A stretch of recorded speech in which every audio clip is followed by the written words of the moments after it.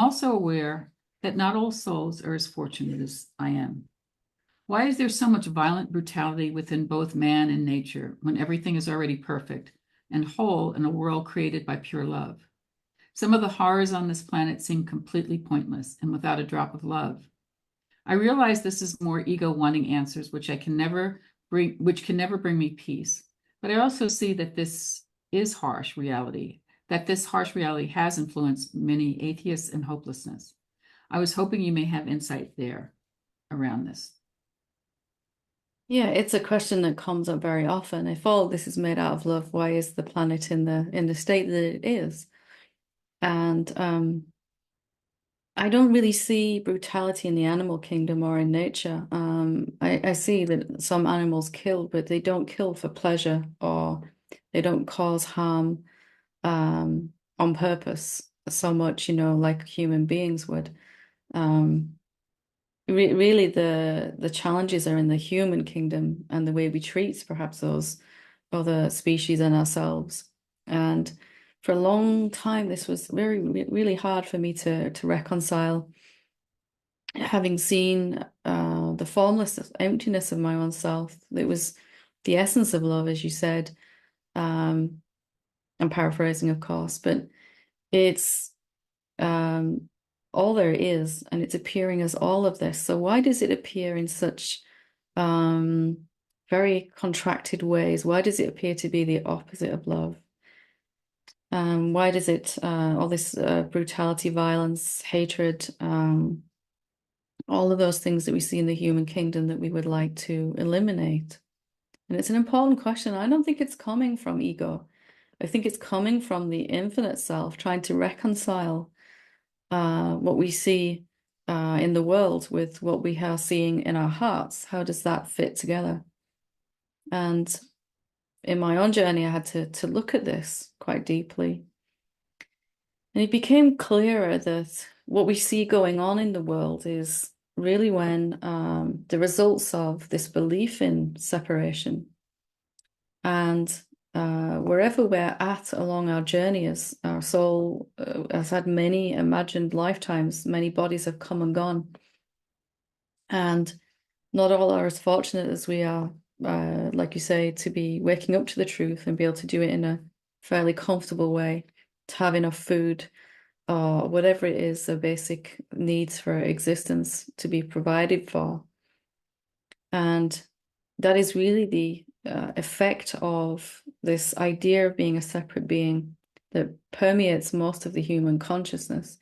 So there isn't really such a thing as hatred or any of that, but the disallowance of the love that we are, when it's got to try to penetrate through this thick idea of separation, and our thought structure is very set in that separation. It looks like hatred. It looks like violence, of course. It looks like someone would want to intentionally cause harm. So as the love that we are has to try to penetrate through these thoughts, it appears as self-centered behaviors, grasping and hoarding and not distributing resources fairly, and all of those things that we'd really want to see. It appears as violence and everything that we want to change.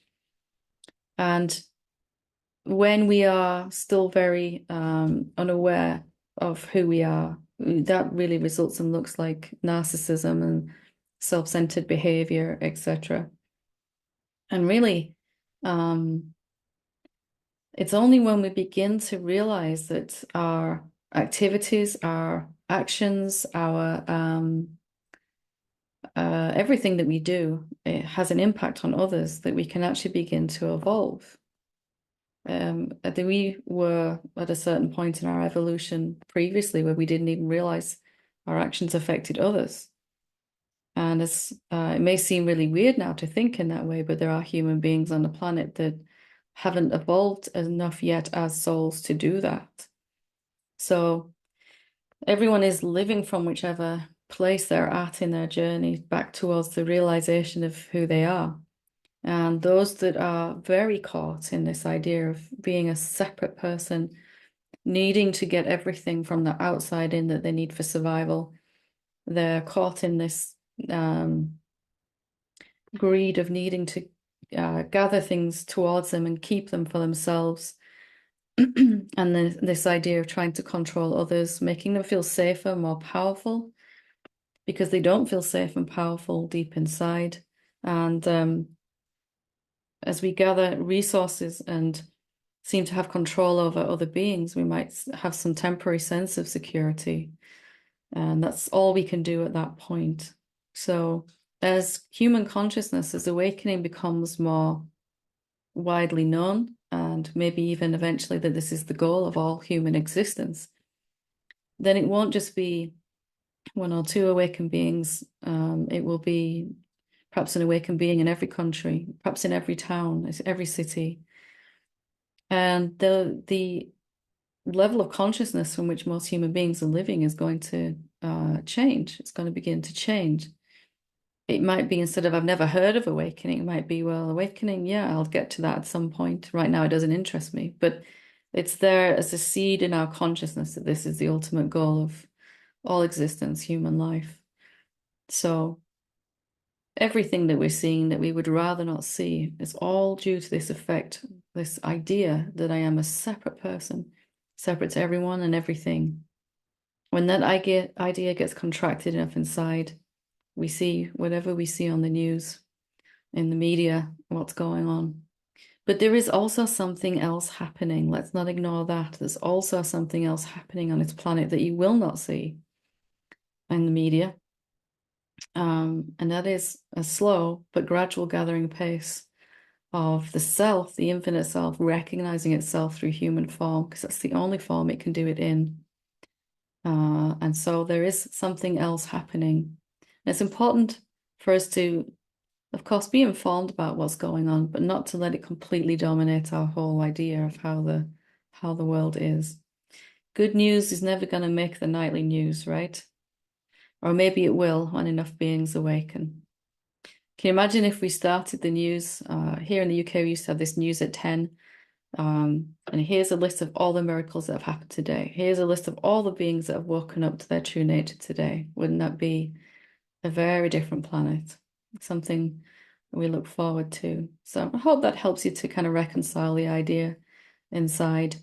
And I think it's an intelligent question that needs to be asked. Otherwise, it just holds us back. And I'm glad that you did. So thank you, Karen.